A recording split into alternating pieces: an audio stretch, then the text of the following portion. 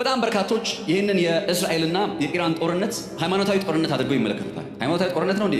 ክብራትና ክብራን ይነ አዎ ሃይማኖታዊ ጦርነት ነው ብላችሁ ከቅዱሳን መጽሐፍት የምትጠቅሷቸውን ጥቅሶች እያዘጋጃችሁ ካላችሁ ሐሳባችሁን አከብራለሁ፣ ሐሳቤን አከብራለሁ። ይህ ጦርነት ሃይማኖታዊ ጦርነት አይደለም። ለምን በሚለው ጉዳይ ላይ ከሚቀርቡ ሐሳቦች መካከል ትላንት አንድ ያየነው የተመለከትነው ነገር ነበረ፣ የአገዛዝ ለውጥ በሚል ዛሬ ማነሳላችሁ ጉዳይ የአገዛዝ ለውጥ ማለት የኢራንን ማዕከላዊ ባንክ የመቆጣጠር አይነት ግብ ያለው እንደሆነ ይህን ጉዳይ ለማድረግ ይህን ጉዳይ ለማሳካት ቬንዙዌላ የምትባለውን ሀገር እንደ አብነት እናነሳለን። ቬንዙዌላ ሀገራት በጣም በዝምታ በመረጡበት ጊዜ እኮ ነው አይደል? ቬንዙዌላ ውስጥ ገብተው ማዱሮን አንገቱን አንቀው ይዘውት ከወጡ በኋላ የቬንዙዌላ መንግስት አዲስ ይመጣል የተባለው የቬንዙዌላ መንግስት ምንድን ነው ያለው? ወደ አሜሪካዎቹ ኢንተርናሽናል ሞኔታሪ ሲስተም ዓለም አቀፋዊ የሆነ የገንዘብ ስርዓት ውስጥ ይገባል ነው ያለው። በቃ ነገሩ ያለቀው እዛ ጋር። ማዱሮን አነሱት። አዲስ የመጣው አገዛዝ አዲስ የመጣው ስርዓት ወደ ዓለም አቀፉ የገንዘብ ስርዓት ውስጥ እና አሜሪካ የምዕራቡ ዓለም የገንዘብ ስርዓት ውስጥ ገባ። ኢራን ውስጥም ስትመለከቱ እኔ አንድ ነገር ልንገራችሁ። እነ አያቶላህ በእነ አሜሪካ ወይም በእነ እስራኤል ኢንተርናሽናል ሞኔታሪ ሲስተም ዓለም አቀፍ የገንዘብ ስርዓት ዝውውር ውስጥ ቢገቡና ለዛ ታማኝነታቸውን ቢያሳዩ ኖሮ እመኑ ይሄ ጦርነት አይኖርም ነበር።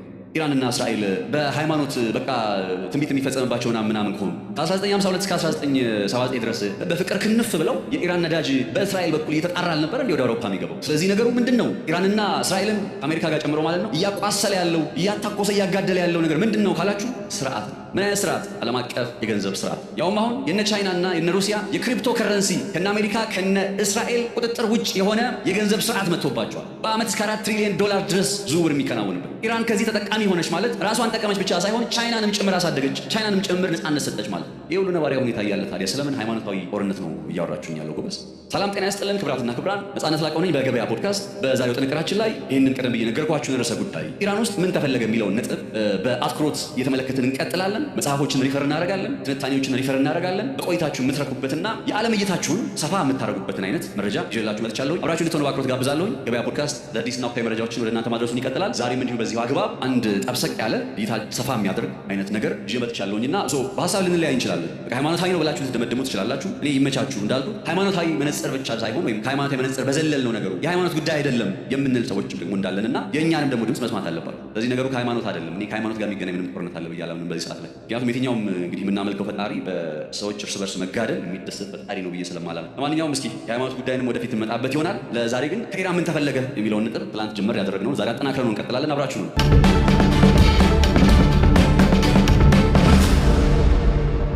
በእስራኤልና በኢራን መካከል የቀጠለው ጦርነት እንግዲህ አሁን የተለያዩ አዳዲስ ነገሮች የተደመጡበት ነው። የተደመጡ ካሉ አበይት ዋና ዋና አሁናዊ ጉዳዮች መካከል ጥቂቶቹን ላስቀድምላችሁና ወደ ትንታኔው እንገባለን። በዚህ ሰዓት ይህን ዘገባ የሚጠናከርበት ጊዜ ድረስ ማለት ነው ባለው ሰዓት ውስጥ እየተሰሙ ካሉ አበይት ጉዳዮች መካከል በእስራኤል አማካኝነት በሊባኖስ በሚንቀሳቀሰው የሂዝቦላ ቡድን ላይ እስራኤል ጥቃት መፈጸም ጀምራለች። የጥቃቱ ምክንያት ደግሞ ሂዝቦላ በእስራኤል ላይ የሮኬት ጥቃት መሰንዘር መጀመሩ ነው። እንደሚታወቀው የሂዝቦላ ቡድን በኢራን የሚደገፍ በ1982 እንደ አውሮፓውያን አቆጣጠር ኢራን ከኢራቅ ጋር ጦርነት ውስጥ በነበረችበት ጊዜ በኢራንና በኢራቅ ጦርነት ወቅት ጊዜ ያቋቋመችው የአክስ ኦፍ ሬዚስታንስ ወይም የደህንነት ቀለበቷ አካል የሆነ ቡድን ነው። ይህ ቡድን እስራኤል ላይ ማስጠንቀቂያዎችን ሲያደርግ ነበር። ከሐማስ ጋር ሲከናወን በነበረ ጦርነት የነበረው ሚና ታስታውሳላችሁ። አሁን ይህ ቡድን በእስራኤል ላይ ጥቃት መሰንዘር መጀመሩን ተከትሎ በእስራኤል አማካኝነት እንዲሁ በሊባኖስ ውስጥ ጥቃት መሰንዘር ተጀምሯል፣ ወይም ድብደባዎች የተፈጸሙ ነው። ይህ ሂዝቦላ ያነጣጠረው ጥቃት በሊባኖስ ውስጥ መፈጸሙ በመጪዎቹ ጊዜ ይኸው የእስራኤልና የኢራን ጦርነት የቀጠናዊ ጦርነትን ቅርጽ ይዞ ለመቀጠሉ አንድ ምልክት ተደርጎ በመቆጠር ላይ ይገኛል፣ ወይም በመዘገብ ላይ ይገኛል። በሌላ በኩል እየተሰማ ያለ ሌላ አበይት መረጃ ደግሞ የአሜሪካ ወታደራዊ ኃይል ኢራን ላይ በፈጸማቸው ጥቃቶች ሳቢያ ይዞት የወጣው መረጃ ይፋ ያደረገበት ነው። የአሜሪካ መከላከያ ዲፓርትመንት በኢራን ውስጥ ከ1000 በላይ የሚሆኑ ኢላማዎችን መምታቱን ገልጿል። እነዚህ ኢላማዎች በቀጥታ የኢራን የጦር እንቅስቃሴና የጦር ክምችት አለባቸው ተብሎ የሚታሰቡ ስፍራዎች እንደሆኑ ነው የአሜሪካ ፔንታጎን የገለጸው። ስለዚህ ከ1000 በላይ ጥቃቶችን በመፈጸም በአሁኑ ጊዜ በኢራን ወታደራዊ አቅም ላይ ከፍተኛ መዳከም እንዲመጣ ማድረግ ችለናል ነው እያሉ የሚገኙት እና አሜሪካ ምንም እንኳ በኢራን በኩል አሁንም ድረስ ብቻ ሳይሆን በመጪዎቹ ጊዜም ጭምር እና አሜሪካን የተገዳደረች መቆየት የምትችልበትን አይነት ወታደራዊ አቅም እንዳላት በመግለጽ በዛሬው ዕለት እንኳን በኳታር በዩናይትድ አረብ ኤምሬት የአየር ላይ ጥቃቶች መፈጸማቸውን እየሰማን ቆይተናል። በአሜሪካ የጦር ሰፈሮች ላይ ያነጣጠሩ ጥቃቶች ማለት ነውና በመጪዎቹ ጊዜ እንዲሁ ይኸው የኢራን ወታደራዊ ኃይል ጥቃት በአይአርጂሲ አማካኝነት እየተፈጸመ ይቀጥላል ተብሏል። ከዚህ ጋር በተያያዘ በትላንትናው ዕለት ከኢራን በኩል የሚወጡት መረጃዎች ገና በ28 ቀናት በፊት ወይም ባሳለፍነው ቅዳሜ ማለት ነው ከ200 በላይ የሚሆኑ የአሜሪካ ወታደሮች ላይ ወይም በዛ በመካከለኛ ምስራቅ በሚንቀሳቀሱ የነበሩ የአሜሪካ ወታደሮች ላይ እርምጃ መወሰዱና 200 በላይ የሚሆኑት መሞታቸውን ኢራን ገልጻ እንደነበር አይዘነጋም። ነገር ግን የአሜሪካ ዲፌንስ ዲፓርትመንት የሞቱት ሰዎች ወይም ወታደሮች ቁጥር 3 ብቻ መሆኑን ወቁት ብሏል። ያም ማለት ግን ያው ይሄ የአሜሪካ መንግስት ያመነው ይፋዊ ቁጥር እንደሆነ ልብ ማለት ያስፈልጋል። ምናልባት የሟቾች ቁጥር ከዛም በላይ ሊበልጥ የሚችልበት ሁኔታ አለ። አንጻሩ ደግሞ በአሜሪካና በእስራኤል አማካኝነት በኢራን ላይ የተፈጸመ ባለ ጥቃት ሳቢያ ዘገባ እስከተጠናከረበት ጊዜ ድረስ ከ555 በላይ የሚሆኑ ሰዎች መገደላቸውን የኢራን መንግስት አስታውቋል። አጃንስ ፍራንስ ፕሬስ ነው የዚህ ዜና ምንጭ። ከ555 በላይ የሚሆኑ ሰዎች በኢራን ውስጥ ተገድለዋል እየተባለ ይገኛል። ኢራን እስራኤልን አነጣጥራ እየፈጸመች ባለው ጥቃት ደግሞ ትላንትና በአንድ የባለስቲክ ሚሳኤል ጥቃት ብቻ ማለት ነውና ቤንት ሽሞን እንደዚህ የተባለ በሚጠራ አካባቢ ላይ 9 እስራኤላውያን የተገደሉበት ጥቃት መመዝገቡም እንዲሁ ሌላኛው የተሰማ ጉዳይ እንደሆነ ልብ ይለዋል ማለት ነው። የዓለም አቀፉ አቶሚክ ኤነርጂ ኤጀንሲ IAEA የኢራን የኒውክሌር መሰረተ ልማትና መርሃ ግብሮችን በተመለከተ እንዲሁ ይዞ የወጣው መረጃም ሌላኛው በዛሬው ዕለት የተሰማበት ጉዳይ ነው። የIAEA ዳይሬክተር የሆኑት ዳይሬክተር ጀነራሉ ራፋኤል ግሮሲ እንደተናገሩት ከሆነ ምንም አይነት አስጊ የሆነና ምናልባት በአካባቢው ላይ ጉዳት ሊያደርስ የሚችል በአካባቢው ባሉ ዜጎች ላይ ጉዳት ሊያደርስ የሚችል የራዲዬሽን ሁኔታ በአካባቢው እንዳልተፈጠረ ያው የኢስፋሃንና የሆርዶፋ የኒውክሌር ጣቢያዎች ከዚህ ቀደም በአሜሪካ አየር ላይ ጥቃት ሲፈጸምባቸው ወይም ድብደባ ሲፈጸምባቸው በጣም ከፍተኛ ስጋት የነበረው እነዚህ የኒውክሌር ማብለያ ጣቢያዎች ራዲዬሽን የተባለ የሚጠራውን ጉዳይ በአካባቢው ላይ ችግር እንዳያመጡ ነበርና ትላንትናም ከትላንት ወዲያም በነበሩት እንዲሁ የእስራኤልና የአሜሪካ ጥቃቶች ምናልባት የኢራንን የኒውክሌር ጣቢያዎች አነጣጥረው ወይም ኢላማ አድርገው ተፈጽመው ከሆነ ሊያስከትሉ የሚችለው የአካባቢ ብክለት፣ የአየር ብክለት፣ የራዲዬሽኑ ጉዳይ ማለት ነው በጣም ከፍተኛ ስጋት ሆኖ መቆየቱ ይታወቃል። በዚህ ጉዳይ ላይ በIAEA በኩል ምንም አይነት የአካባቢ ብክለትን ያስከተለ የራዲዬሽን ሁኔታ እንዳልተፈጠረም ወቁት በማለት ነው IAEA ያስታወቀው። ሳውዲ አረቢያ አርማንኮ የተባለ የሚጠራ የነዳጅ ማብለያ ጣቢያዋ በኢራን አየር ላይ ጥቃት የድሮን ጥቃት አማካኝነት ጥቃት እንደተሰነዘረበት ድብደባ እንደተፈጸመበት ሮይተርስ ዘግቧል። ይሄ አርማንኮ የተባለ የሚጠራው የሳውዲ አረቢያ ግዙፍ የሆነ የነዳጅ ማብለያ ማጣሪያ ጣቢያ ነው። በዓለማችን ላይ ምናልባትም በግንባር ቀደምነት ሊጠቀስ ከሚችሉት ውስጥ አብሮ ስሙ የሚነሳው ይሄ አርማንኮ የሚባለው የሳውዲ አረቢያ የነዳጅ ማብለያ ጣቢያ ከዚህ ቀደም ኢራን በየመን ውስጥ ሀውቲን በመደገፍ በነበራት ጦርነት ውስጥ ሀውቲዎች ይህንኑ የሳውዲውን አርማንኮ ያነጣጠረ ጥቃት በመሰንዘር በሳውዲ አረቢያ ላይ ሊያደርሱ የሚችለው ጉዳት ከበድ ያለ ሊሆን እንደሚችል አስታውቀው ነበረ። አሁን ታዲያ ያንን በሚያስታውስ መልኩ ነው ሳውዲ አረቢያ ላይ የአርማንኮ ነዳጅ ማብለያ ጣቢያ በኢራን የአየር ላይ ጥቃት በተንቀሳቃሽ ሰው አልባ አውሮፕላን ወይም ድሮን አማካኝነት ድብደባ ተፈጽሞበት በአሁኑ ወቅት ግልጋሎቱ እንደተቋረጠና ምናልባትም ከቆይታ በኋላ ወይም ከቀናት በኋላ ድጋሚ ወደ አገልግሎት እንደሚመለስ ይጠበቃል። አርማንኮን የሚያክል አይነት ግዙፍ የነዳጅ ማብለያ ጣቢያ በኢራን የአየር ላይ ጥቃት ኢላማ መሆኑ ታዲያ በመጪዎቹ ጊዜ ኢራን ይህ ጦርነት የሚቀጥል ከሆነ ልትከተል የምትችለው ስትራቴጂና ስልት ምናልባትም በቀጥታ አሜሪካንና የአሜሪካ የጦር ሰፈሮችን ያነጣጠረ ብቻ ሳይሆን የአሜሪካ አጋር ናቸው የሚባሉትን እንደ ሳውዲ አረቢያ፣ እንደ ዩናይትድ አረብ ኤምሬት የመሰሉት ሁሉ በቀጥታ የመሰረተ ልማቶቻቸው ኢላማ ሊሆኑ እንደሚችሉ ያረጋገጠ ነው። አርማንኮ ላይ የተፈጸመው ይኸው የኢራን የአየር ላይ ጥቃትም በዚህ እንደማሳያ ሆኖ በመቅረብ ላይ ይገኛል።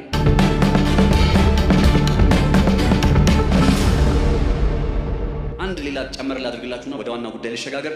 የሃይማኖታዊ ጦርነት ወይም ጂሃድ የሚባለውን ጉዳይ በትላንትናው ዕለት የኢራን ሃይማኖታዊ መሪዎች እንዳወጁ ይታወቃል። ይህንን የሃይማኖታዊ ጉዳይ ወይም ጂሃድ የሚባለው ነጥብ ግን ከምን አንጻር መታየት አለበት? ያው ኢራን የሺያ እስልምና የምትከተል ሀገር ነች። አሁን ኢቭን የሱኒ እስልምና የሚከተሉት እኮ እንደነ ሳውዲ አረቢያ፣ እንደነ ዩናይትድ አረብ ኤምሬት፣ እንደነ ኦማን፣ ኢቭን ኦማን አደራዳሪ የሆነችው ኦማን እኮ በቅርብ በሷ የባህር ክልል ላይ ሲያልፍ የነበረ አንድ መርከብ ጥቃት ተሰንዝሮበት በእሳት ተቀጣጥሏል፣ በእሳት ጋይቷል። ኦማን እንግዲህ አደራዳሪ በጣም ሰላማዊ የምትባለው ኦማን እንኳን የዚህው ጦርነት ሰለባ የሆነች መታለች። እንግዲህ የሱኒ እስልምና የምትከተል ሀገር ነች ኦማን። እነ ዩኤኢን የምታውቁት ነው። ዩናይትድ አረብ ኤምሬት፣ ዱባይን ብትሉ አቡዳቢን ብትሉ በተከታታይ የኢራን የአየር ላይ ጥቃቶች የተመቱ ጉዳት የደረሰባቸው ነው። ከዚህም ባሻገር አሁን ሳውዲ አረቢያም እንዲህ ግልጽ በሆነ መልኩ እንደነ አርማንኮ የመሰሉ በጣም ለሀገሪቱ ኢኮኖሚ የጀርባ አጥንት የሆኑ መሰረተ ልማቶቿ የነዳጅ ማብለያ ጣቢያዎቿ ላይ የተነጣጠረ ጥቃት መፈጸም መጀመሩ በኢራንና በሌሎቹ የእስልምና እምነት ተከታይ ሊባሉ በሚችሉ ሀገራት መካከል ያለውን ውጥረት ያሳያል። ከዛ አንጻር አንዳንዶች ምን ይላሉ?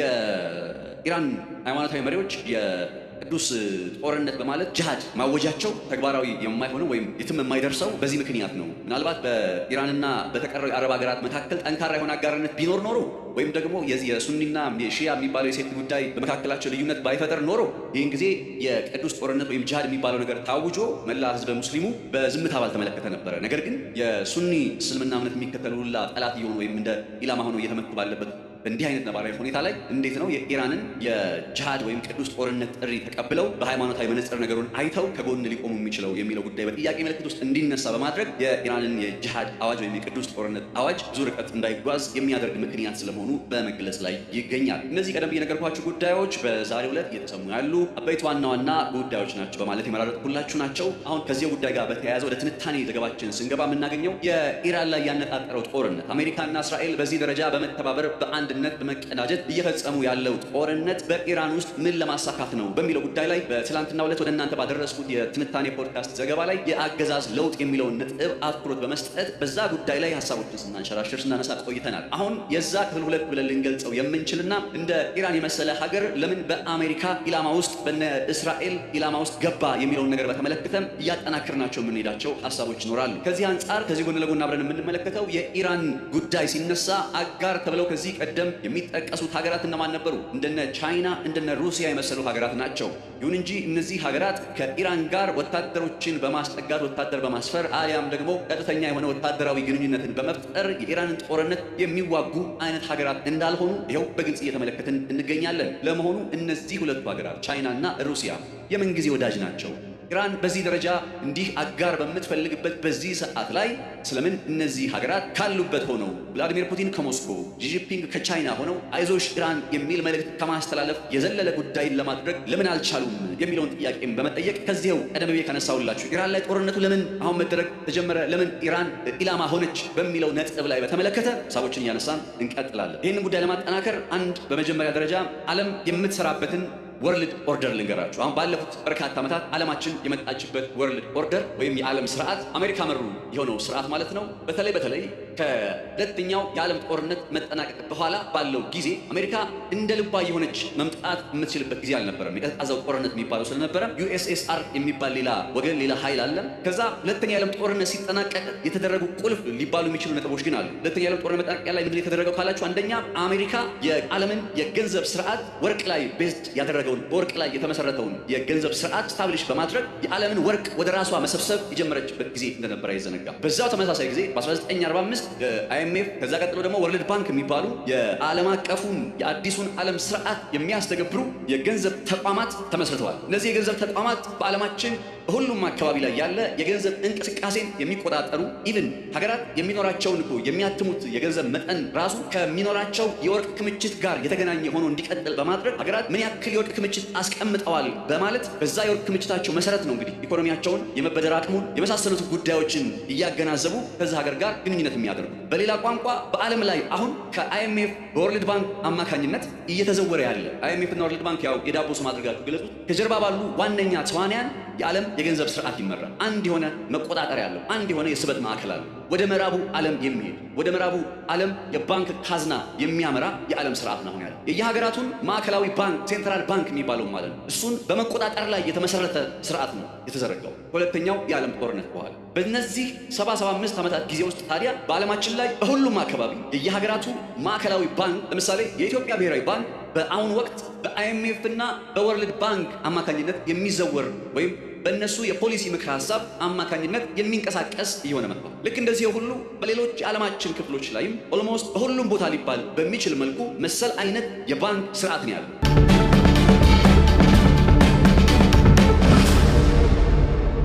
ማዕከላዊ ባንኮቹ የሀገራቱ ማዕከላዊ ባንክ እንደነ አይኤምኤፍ እንደነ ወርልድ ባንክ በመሰሉ ዓለም አቀፍ ተቋማት የምዕራቡ ዓለም ተቋማት አማካኝነት የሚዘወሩ እነዛም ዋነኛ ዓላማቸው ደግሞ በሀገሪቱ ውስጥ ያለ የወርቅና ሌላ የተፈጥሮ ሀብት ክምችትን በማጥናት እነዚህ ሀገራት ምን ያክል የመበደር አቅም አላቸው ብለው ገንዘብ ሲያበድሩ እንዴት ይመልሳሉ የሚለውን ነገር ማጥናት አለባቸው። ከዛ በላይ ደግሞ ይሄ የገንዘብ ስርዓት ወደ አንድ ቀጥተኛ የሆነ የምዕራቡ ዓለም የሚዘውረው ወደዛ የባንክ ስርዓት ውስጥ ፍሰቱ ስለሚከናወን ከዚህ ፍሰት የሚወጣ ከምዕራቡ ዓለም የገንዘብ ፍሰት ውስጥ የሚወጣ የትኛውም አይነት ግብይት ለምዕራቡ ዓለም እንደ ስጋት ይቆጠራል። ይሄ እንደ ፋክት እንድትይዙት የፈለጉት ጉዳይ በቃ መነሻ ዓለም በምን አይነት ስርዓት ነው የምትመራው ሲባል አሁን በነገርኳችሁ አይነት ስርዓት ነው የምትመራው። የየሀገራቱ ማዕከላዊ ባንክ በማን አማካኝነት ይዘወራል፣ በማን አማካኝነት ቁጥጥር ውስጥ ነው ካላችሁ በምዕራቡ ዓለም ቁጥጥር ውስጥ ነው ያለው። በዚህ ረገድ ውስን ሀገራት ይቀራል። የባንክ ስርዓታቸውን የማዕከላዊ ባንካቸውን ልክ እንደኛ ብሔራዊ ባንክ እንደምንለው ሴንትራል ባንካቸውን ወደ አሜሪካው ሲስተም ወይም ወደ ምዕራቡ ዓለም ሲስተም ውስጥ ያላስገቡ ጥቂት ሀገራት አሉ። ከነዛ ሀገራት መካከል አንዱ ኢራን የምትባለው ሀገር ከነዛ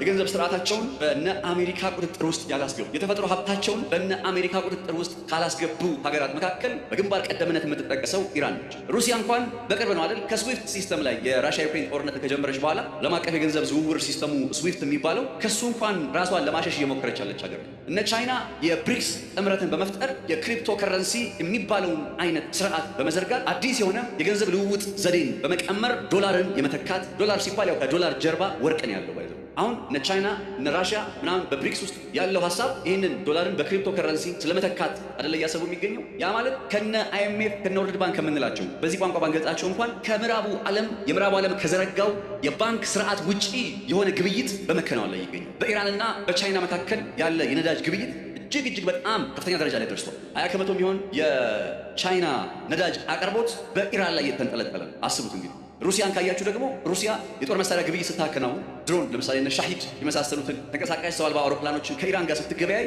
የመገበያያ መንገዱ ስልት ዶላር ሳይሆን የክሪፕቶ ከረንሲ ስርዓቶች ናቸው የተከናወኑ የሚገኙ ከዶላር ውጪ የሆነ በሌላ ቋንቋ ከምዕራቡ ዓለም የማዕከላዊ ባንክ ስርዓት ውጪ በሆነ መንገድ ገንዘብ እየተዘዋወረ ነው። እንደ አሜሪካ የመሰለ ቻይና የምታከናውነውን እንቅስቃሴ በስጋት ውስጥ የሚመለከት ሀገር አሁን ኢራንን በምን መልኩ ነው የሚያየው ካላችሁ ኢራን የምትባለው ሀገር ለቻይና እንደ ቀዳዳ ሆና የቻይና ከዶላር ውጪ የሆነ ግብይት እንዲከናወን ከማዕከላዊ ባንክ ውጪ የሆነ ከአሜሪካ የማዕከላዊ ባንክ ስርዓት ውጪ የሆነ ግብይት እንዲፈጸም በር እየከፈተች ያለች ሀገር ነች ኢራን። በማዕቀብ ሞከሯት፣ አልቻሉም። ስንት ማዕቀብ ሊያጎብጧት ሞከሩ።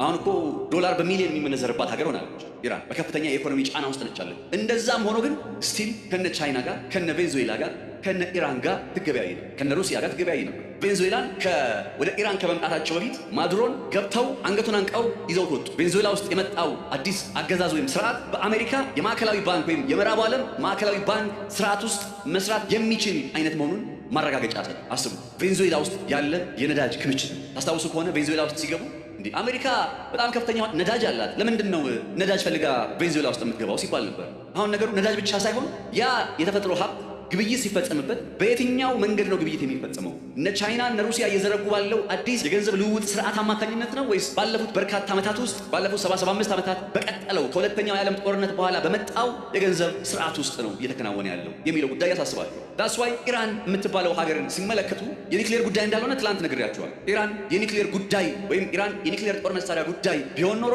ይህ ጦርነት ላይጀመር የሚችልበት በርካታ እድል አለ። ነገር ግን ነገሩ የኒክሌር ጦርነት አይደለም ወይም የኒክሌር ጦር መሳሪያ ጉዳይ አይደለም። ኢራኖችን በቃ እንሰጣቸዋለን፣ ውሰዱት፣ ዜሮ ዩራኒየም ስቶክ ፓይል፣ በቃ ምንም አይነት የበለጸገ ዩራኒየም ክምችት አይኖረንም በሚለው ጉዳይ ላይ ተስማምተዋል። ምንም አይነት የምናበለጸግበት ቴክኖሎጂ አይኖረንም በሚለው ጉዳይ ላይ ተስማምተዋል። እየተስማሙ አሜሪካ ከእስራኤል ጋር በመሆን ጦርነቱን ፈጸመ፣ ጦርነቱን ጀመረች። ጥያቄው ለምን የሚለው ኒክሌር ጉዳይ ከሆነ በኒክሌር ጉዳይ እንስማማ ካሉ፣ አሳልፈን እንስጥ ካሉ ወደ የትኛው ጉዳይ እንሄዳለን? የአገዛዝ ለውጥ ወዳልኩ። የአገዛዝ ለውጡ ለምን ነው የሚፈልጉት ሲባል ልክ የእንትናን ተሞክሮ አስተውሉ። የቬንዙዌላ ማዱሮ ባለፉት በርካታ ዓመታት እኮ የአሜሪካ ኩባንያዎችን እንዳለ ጠራርጎ አወጣ። መጀመሪያ የቬንዙዌላ ነዳጅ መሰረተ ልማት ያከናወኑት ቁፋሮን የጀመሩት የአሜሪካ ኩባንያዎች ነበሩ። ከዛ እነ ማዱሮ ሲመጡ ከዚህ ከአብዮቱ ጋር ተገናኝቶ ከዛ በፊት በነበረው ጊዜ በቃ የአሜሪካ ኩባንያ እየበዘበዘን ነው ብለው ጠራርገው አስወጡ። በሌላ ቋንቋ ከአሜሪካ እውቅና ውጪ በሆነ መንገድ የሚከናወን ግብይት፣ ከአሜሪካ የፋይናንስ ስርዓት ውጪ በሆነ መልኩ የሚከናወን የገንዘብ ልውውጥ፣ ይሄ ጉዳይ ነበር ያሳስባቸው የነበረው ቬንዙዌላ ውስጥ ገብተው ማዱሮን ከወሰዱ በኋላ አዲስ የመጣው አስተዳደር በቃ በአሜሪካና በምዕራብ ዓለም የገንዘብ ስርዓት ውስጥ ግብይቴን እፈጽማለሁ የሚል ጉዳይ ሲስማማ በቃ የቬንዙዌላ ጉዳይ አልቋል ተባለ። ፊታቸውን ወደ ማናዞሩ ወደ ኢራን ውስጥም አያቶላ ቢኖሩ ችግር የለባቸው። ነገር ግን አያቶላ ምን እንዲሆን ይፈልጋሉ? አያቶላህ በእነ አሜሪካ የገንዘብ ስርዓት ሲስተም ውስጥ እንዲገባ ይፈልጋሉ። ግን ሁልጊዜ ማወቅ ያለብን ነገር ፕሪቴክስት፣ ሰበብ ይፈልጋል። አንድ ሀገር ውስጥ ገብቶ ጥቃት ለመፈጸም፣ አንድ ሀገር ውስጥ ገብቶ ዘመቻ ለማከናወን፣ ድብደባ ለማከናወን ሰበብ ይፈልጋል። ኢራን ውስጥ ለመግባት ምን አይነት ሰበብ አስፈለገ ካላችሁ የኢራን መንግስት፣ አብዮተኛው መንግስት እስራኤልና አሜሪካን ዲስቶ አሜሪካ እያለ ይለፍፍ ስለነበር ይሄ አገዛዝ የእስራኤል ስጋት ነው። የእስራኤል ስጋትነቱ እንዲያከትም እንዲያበቃ የግድ ኢራን ውስጥ ገብተን ለውጥ ማምጣት አለብን፣ ኢራንን መደብደብ አለብን ወደሚል ነገር ነው። ከገቡ በኋላ አያቶላ ቢኖሩ እና አያቶላ በእነ አሜሪካ የገንዘብ ስርዓት ውስጥ ቢገቡ፣ አሁን በኢራን ውስጥ የሚመጣው አገዛዝ የተተኩት ሰዎች ማለት ነው በእነ አሜሪካ የገንዘብ ስርዓት ውስጥ ቢገቡ፣ በምዕራቡ ዓለም የገንዘብ ስርዓት የማዕከላዊ ባንክ ስርዓት ውስጥ ቢገቡ፣ ወይም የኢራንን ማዕከላዊ ባንክ በቃ ለአይኤምኤፍ እና ለእንትን ቢያስረክቡ ማለት ለወርልድ ባንክ ቢያስረክቡ፣ በቃ ሁሉም ነገር ሰላም ሆኖ ይቀጥላል ማለት ሰላም ከተባለ እሱ ማለት ነው። እና ኢራን ውስጥ ምንድነው የተፈለገው ሲባል የፈለጉት ነገር የኢራን ማዕከላዊ ባንክ በአሜሪካ ወይም በምዕራቡ ዓለም ቁጥጥር ውስጥ እንዲሆን ነው እንጂ እስራኤልን ዴስቱ እስራኤል ብሎ የአያቶላ ገዛ ስላወራ ወይ ኒክሌር ስላለው ወይ ነገሩ ሃይማኖታዊ ስለሆነ አይደለም። እኔ በጣም አንድ የሚያሳዝነኝ ጉዳይ ይህንን የእስራኤልና የኢራን ጦርነት በሃይማኖታዊ መነጽር ተመልክተው ሃይማኖታዊ ድምዳሜ ላይ የሚደርሱ ሰዎችን ሳይ ነው። it's not about religion። ሃይማኖት እነ ኔታንያሁ ሀሳባቸውን ግባቸውን ለማስፈጸም ከላይ የሚቀቡት ከላይ የሚለጥፉት ታፔላ እንጂ ከታፔላው ጀርባ ያለው እውነት የኢራን የተፈጥሮ ሀብት በምን አይነት የገንዘብ ስርዓት ውስጥ ይጠቃለላል? የኢራን የተፈጥሮ ሀብት ማን ይገዛዋል? ማን ይሸጠዋል? የኢራንን ማዕከላዊ ባንክ ማን ይዘውራል? ማን ያስተዳድራል የሚለው ጉዳይ። ቢኮዝ ማዕከላዊ ባንኩን ያዛችሁ ማለት በሌላ ቋንቋ የዛችን ሀገር የገንዘብ ስርዓት ተቆጣጠራችሁ ማለት። ኢራን 1979 ላይ ያንን አብዮት አከናውነው አያቶላ ኻሜኒ እሳቸው ወደ ስልጣን ሲመጡ አዲስ ስርዓት ይዘው የመጡት ከአሜሪካ ውጪ የሆነ ስርዓት ነው። ከ1952 እስከ 1979 በነበረው ጊዜ ከአሜሪካና ከምዕራቡ ዓለም ጋር ተባብረው የሚሰራ መንግስት በነበረበት ጊዜ ያኔ ሀገር አማን ነው። አሁን ወደዛ ስታትስ ኮ ለመመለስ ተብሎ ሲገለጽ እንደምታውቁት በነዛ ጊዜ አጥቆ ትላንት ነግሬያችኋለሁ። ከ1952 ከ1979 በነበረው ጊዜ የኢራን ነዳጅ በእስራኤል አማካኝነት ነበረ ወደ አውሮፓ ገበያ ይዘልቅ ነበር። ያኔ የኢራን ማዕከላዊ ባንክ በምዕራባውያኖቹ ቁጥጥር ውስጥ ነበር። ከ79 በኋላ ግን ለአውሮፓውያን አቆጣጠር ከ1979 በኋላ ግን ያ ስታትስ ኮ ተሰበረ። ያንን ስታትስ ኮ በመስበር እና አያቶላ አሊ ኻሜኒ ቆሙ። ስለዚህ አሜሪካ የነ እስራኤል ፍላጎት ስነት አባውት ይሄ በቃ ኢራን የምትባለው ሀገር ለእስራኤል የህልውና ስጋት ኢራን የምትባለው ሀገር ምናምን አይደለም። ስነት አባውት የኢራንን የገንዘብ ስርዓት፣ የኢራንን ማዕከላዊ ባንክ፣ የኢራንን የተፈጥሮ ሀብት ማን ይቆጣጠረው፣ ማን ይነግደው፣ ማን ይሸጥ ይለውጠው የሚለው ነጥብ ነው መሰረታዊ እውነት። ሊቢያ ለምሳሌ አንድ ነገር ልንገራል። አሁን በዚህ ሰዓት ሊቢያ የምትባለው አፍሪካዊ ሀገር ከመላው አፍሪካ ውስጥ ከሚገኙ ሁሉ እንግዲህ በምን አይነት የእርስ በርስ ጦርነት ውስጥ እንዳለች ወቁ። ሊቢያ ይቺ ከባድ የእርስ በርስ ጦርነት ውስጥ የምትገኝ ሀገር ግን ዛሬም ቢሆን በእንዲህ አይነት የእርስ በርስ ጦርነት ውስጥ ሆናም ቢሆን ከመላው አፍሪካ ሀገራት መካከል በወርቅ ክምችቷ ቁጥር 1 የምትባል ሀገር ነች። ሪዘርቭ አይደለም ማለት የወርቅ ክምችት ሲባል ከየሀገራቱ ተቆፍሮ የወጣ ከዛ በክምችት ደረጃ አለን ተብሎ የሚታሰብ እጃቸው ላይ ያለ ኦልሬዲ የወጣ መሬት ውስጥ ያለውን አይደለም። ተቆፍሮ ወጥቶ ፕሮሰስ ተደርጎ እጃቸው ላይ የሚገኝ የወርቅ ሀብትን ካያችሁ በአፍሪካ ቁጥር 1 የምትባለው ሀገር ሊቢያ ነች። ስለዚህ ሊቢያ ውስጥ የሙአመር ጋዳፊን መንግስት ባይገለብጡ ይገርማቸዋል? እኔ አይገርመኝ። ኢራንም ልክ እንደዚህው ከፍተኛ የሆነ ክምችት ያላት በተመሳሳይ ደግሞ ያ ክምችቷን ከነ ቻይና ከነ ሩሲያ ጋር በመሆን ለመሸጥ ለመለወጥ የምትሞክር ሀገር ነች። ዳስ ዋይ አሁን ይህንን ጦርነት ሲያከናውኑ የኢራንን ማዕከላዊ ባንክ ለመቆጣጠር ግብ አድርገው እየተንቀሳቀሱ የሚገኙ። በዚህ ጉዳይ ላይ ጥቂት ያነበብኳቸውን ጉዳዮች ላክልላችሁ። ዌዝሊ ክላርክ ይባላል። በ2000ዎቹ አጋማሽ አካባቢ ላይ በ2002 ምናምን አካባቢ መሰለኝ በመጪዎቹ 5 ዓመታት አለ ሴናተር ነው፣ የአሜሪካ ሴናተር ነው ዌዝሊ ክላርክ። በመጪዎቹ 5 ዓመታት 5 ሀገራትን እንወራለን ብለው ተናገሩ። ከኢራቅ ጀመር እነ ሊቢያም እዚህ ውስጥ የሚጠቃለሉ ናቸው። እነ ሶሪያ ትናንት የአገዛዝ ለውጥ ያስፈልግባቸዋል ብዬ ስዘረዝርላችሁ የነበሩ ሀገራት ማለት ነው። 5 ሀገራት ዌዝሊ ክላርክ በ2002 አካባቢ ኢራቅ ውስጥ ዘመቻ ከመፈጸሙ በፊት በመጪዎቹ 5 ዓመታት 5 ሀገራትን እንወራለን ብለው ሲናገሩ እነዛ 5 ሀገራት የማዕከላዊ ባንክ ስርዓታቸው በአሜሪካ ወይም በምዕራቡ ዓለም ሊመራ በሚችል መንገድ ውስጥ የነበረ አይደለም። ወራው ተፈጽሞ ከተጠናቀቀ በኋላ ግን የየሀገራቱ ማዕከላዊ ባንክ ኢራቅ፣ ሊቢያ፣ ሶሪያ የነዛ ሁሉ ማዕከላዊ ባንክ በምዕራቡ ዓለም ተቋማት ቁጥጥር ውስጥ ወድቆ ነበር። በዚህ ሁሉ መካከል የምትቀር የነበረችው ኢራን ነች። ኢራን አሁን በመጨረሻ ወደዛ ነገር ትሄዳለች ወይስ አትሄድም የሚለው ጉዳይ በመጠበቅ ላይ ይገኛል። ገንዘብን፣ የገንዘብ ዝውውርን መቆጣጠር መቻል፣ መሸጥ መለወጥ መቻል የሚባለውን ጉዳይ ሀገራቱ በነፃነት ሉዓላዊነታቸውን አስጠብቀው የሚያከናውኑት ሳይሆን የአይኤምኤፍ እና የወርልድ ባንክ ወይም የምዕራቡ ዓለም ጣልቃ ገብነት ኖሮ በዛ አማካኝነት የሚከናወንና በእነሱ ቁጥጥር ውስጥ የሆነ ዓለም አቀፍ የሞኔታሪ ሲስተም ውስጥ እንዲወድቁ ይፈልጋሉ። ሪቻርድ ዋርነር የሚባል አንድ ጃፓን ላይ የተጻፈ መጽሐፍ አለ። ዋይ ዘ ኢምፕሊመንት ዚስ ፖሊሲ በሚል ርዕስ የተሰናዳ አይነት መጽሐፍ በጃፓን ጉዳይ ለምሳሌ እንደማሳያ ጃፓንን ብንመለከታት ሪቻርድ ዋርነር የተባለው ሰው አሜሪካ ውስጥ እንዳይነበብ የታገደ አንድ መጽሐፍ አለውና ለምን የጃፓን ኢኮኖሚን መቆጣጠር እንደሚያስፈልግና እንዴት እንደተቆጣጠሩት ነው ሪቻርድ ዋርነር በመጽሐፉ ላይ የሚያብራራው። ሰው የጃፓን የገንዘብ ስርዓትን እንግዲህ ከጃፓን በሁለተኛ ዓለም ጦርነት ከአሜሪካ ጋር የነበረችበት ጦርነት ታስታውሳላችሁ። ፒርል ሃርበር ላይ ጥቃት ሰንዝራለች። ወታደራዊ መንግስት ነበራለ የሚባለው። ከዛ አሜሪካ ሂዳ ሂሮሺማና ናጋሳኪ ላይ ቦምብ ወርውራለች። የመሳሰሉት ነገሮች አድርጋለች። የዛ ውጤት ምንድን ነው ስትሉ የጃፓን ማዕከላዊ ባንክ በምዕራቡ ዓለም ቁጥጥር ውስጥ ነበር የወደቀው። ጃፓን ለዚህ እስካሁን ስላችሁ ለነበረው ነገር አንድ ማሳያና ምሳሌ ነች። ከዚህ ሁሉ ነገር በመነሳት ኢራንስ ስትሉ ኢራን ውስጥም እየተፈለገ ያለው ነገር ይሄ ነው የሚለው ነጥብ የሚያጠናክረው ለዚህ ነው። ነፃ ብለው ከለቀቋት ኢራንን ነፃ ብለው ከለቀቋት ወይም በቃ ምንም አታመጣም ብለው ከተዋት ምን ልትፈጥርባቸው ነው? በስጋት የሚመለከቷት ቻይና የምትባለው ሀገር ይህን አጋጣሚ ተጠቅማ ከኢራን ጋር ከነሱ ዓለም አቀፋዊ ከሚሉት የሞኔተሪ ስርዓት የገንዘብ ዝውውር ስርዓት ውጪ የሆነ አዲስ የገንዘብ ልውውጥ ስርዓትን ይዛ ልትመጣ ወይም የዛ ተጠቃሚ ልትሆን በማዕቀብ ነገሩ እየተሞከረ ቢሆንም ማዕቀብ ግን በቻይና እና በኢራን መካከል ያለ ግብይትን ወዳጅነትን አላቁም። በነገራችን ላይ የክሪፕቶ ከረንሲ ግብይት እኮ ከ4 ትሪሊየን ዶላር በላይ ደርሷል በዚህ ሰዓት በዓለማችን። እርግጥ ነው ቻለም ስታብሊሽ ካደረገችበት ስርዓት አንጻር ወይም ከዚች ዓለም በየዓመታዊ የገንዘብ ዝውውር አንጻር ከታየ $4 ትሪሊዮን ትንሽ ነው። ነገር ግን መጻኢ ጊዜውን የወደፊቱን ስትመለከቱ እነ ቻይና አሁን በዚህ አጭር ጊዜ ውስጥ ወደ $4 ትሪሊዮን ግብይቱ በደረሰ የገንዘብ ስርዓት ውስጥ ያው የክሪፕቶ ከረንሲ ስርዓት እንደምታውቁት ከቁጥጥር ውጪ የሆነ ስርዓት ነው እና አሜሪካ ልቆጣጠር ብትል መቆጣጠር አትችልም። ክሪፕቶ ከረንሲ እስራኤል ልቆጣጠር ብትል መቆጣጠር አትችልም። እነዛ ከጀርባ አሉ የምንላቸው ዲፕ ስቴትስ የሚባሉት በቃ እነሱን መቆጣጠር አይችሉም። ስለዚህ በመጪዎቹ ጊዜ ደግሞ በዚህ ስርዓት ውስጥ እየተጠቃለሉ እንደነ ኢራን የመሰሉ ሀገራት ከነ ቻይና ጋር ግብይታቸውን የሚቀጥሉ ከሆነ ይህን ነጥብ አሜሪካ እንደምትመለከታለች ስትራቴጂካዊ ስጋት ትመለከታለች። ስለዚህ ማስፈጸሚያ በመካከለኛው ምስራቅ ላይ ፕሪቴክስት ሰበብ ያስፈልግ ስለነበረ የእስራኤል ጉዳይ የአይሁድ ጉዳይ ይነሳል። ያንን ነገር መነሻ አድርገው ዘመቻ ይፈጽማሉ። ታሪኩ እሱ ነው። በዚህ ሁሉ መካከል ቻይናና ሩሲያ የሚባሉ ሀገራትስ ለምን ዝምታን መረጡ? ቻይናና ሩሲያ ለምን ከኢራን ጎን መቆም አልቻሉም ወይም መቆም አልፈለጉም የሚለው ጉዳይ በተመለከተ በስፋት ብንመለከተው የሚሻል ጉዳይ ሳይሆን ስለሚቀር ካለን ሰዓት አንጻር ነገሩን እዚህ ጋር ላሳጥረው መሰለኝ። ቻይናና ሩሲያ አንድ ግልጽ ማድረግላችሁ ነገር በዚህ ጦርነት ላይ አይሳተፉም፣ አይገቡም። ኢራን በዚህ መልኩ ስትራቴጂካዊ ብትሆንም ኢራን ለነሱ ልጠቀማቸው የምትችልበት እድል ቢኖርም ነገር ግን በምንም መልኩ ከኢራን ጎን ተሰልፈው ይህንን ጦርነት አያከናውኑም። ለዛም ነው ሶስተኛው የዓለም ጦርነት ጅማሬ ሊሆን ይችላል ወይ ይህ ጦርነት ብዬ ስጠይቅ አይ ይህ ጦርነት በእርግጠኝነት የሶስተኛው የዓለም ጦርነት ጅማሬ ሊሆን የሚችልበት እድል የለም የሚለው ጉዳይ ባም ያነሳብኝ። ሶስተኛው የዓለም ጦርነት ለምን አይሆንም? የኛም ጉዳይ ደግሞ በቀጣይ ዘገባችን እንመለከተዋለን።